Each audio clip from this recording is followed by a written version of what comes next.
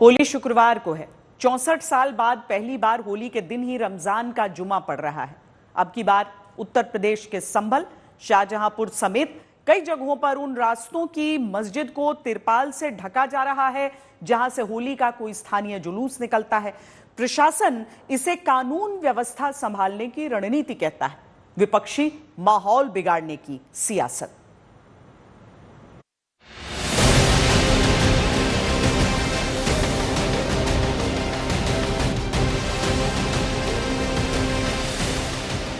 शुक्रवार को होली है। बुधवार से ही संभल की सभी बड़ी मस्जिदों को ढका जा रहा है।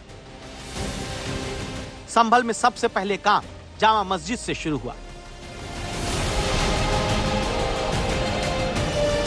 संभल में शुक्रवार को देखा जाएगा कि जब जुम्मे की नमाज भी है और होली भी है, उसी दिन शांति बरकरार रहे। उसी को देखते हुए संभल पुलिस और पीस कमेटी की मीटिंग के बाद जो फैसला लिया गया था कि संभल की जामा मस्जिद और भी अन्य जो 10 बड़ी छोटी मस्जिदें हैं जो होली वाले दिन है ढकी जाएंगी, उसी को देखते हुए मैं आपको अपने पीछे तस्वीरों में दिखाना चाहूंगा कि मैं संभल की उसी जामा मस्जिद के बैक साइड पे खड़ा हूं, जहां आप तस्वीरों में देख सकते हैं कि कैसे जो आप देख सकते हैं तस्वीरों में तिरपाल के जरिए जो मस्जिद की बैक साइड है उसको ढका जा रहा है। बड़े बड़े पाइप लग गए हैं और आप देख सकते हैं कि एक बड़ी तिरपाल लगानी यहाँ पर शुरू कर दी है, क्योंकि इसी रास्ते से देखा जाएगा कि होली के दिन जो जुलूस है वो निकलेगा।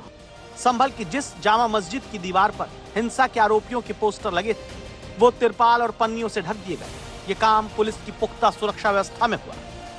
दोनों पक्षों की सहमति के पश्चात सभी धार्मिक स्थलों को ढका जा रहा है, जो कि होली के परंपरागत जुलूस के मार्ग पर आते हैं, और इसी के तहत यह व्यवस्था की जा रही है। सर, कितनी ऊंचाई तक इसको ढका जाएगा? यह लगभग 10 फीट की ऊंचाई तक ढका जाएगा, जिससे कि कोई भी जो जुलूस में जो रंग खेलते हैं वो रंग इसमें न डाल सकें, कहीं से गलती से पड़ ना जाए। सर, और भी मस्जिदें हैं, उनके भी ये प्रोसेस होगी इसको कवर करने की? मार्ग में पड़ने वाले सभी मस्जिदों पर यह व्यवस्था की जा रही है और शीघ्र ही उन्हें भी ढका जाएगा।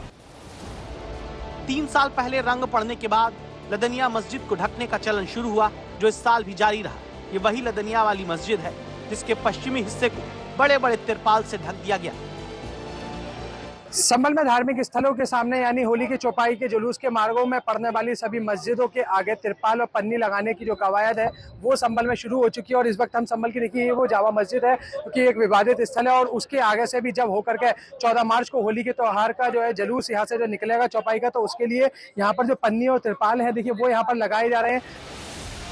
पिछले साल नवंबर में मस्जिद में सर्वे के दौरान विवाद हुआ। उसके बाद इस बार होली में किसी भी विवाद से बचने के लिए संभल की जामा मस्जिद समेत 10 मस्जिदों को ढका जा रहा है। इस दौरान भारी सुरक्षा बल तैनात होता है। संभल में सब कुछ शुक्रवार को लेकर किया जा रहा है, जिस दिन होली है और होली का जुलूस निकलेगा। इस दौरान मस्जिद की दीवारों पर रंग न पड़े, माहौल शांतिपूर्ण बना रहे। प्रशासन ने जुलूस के रास्ते में आने वाली 10 मस्जिदों को ढकने का फैसला किया।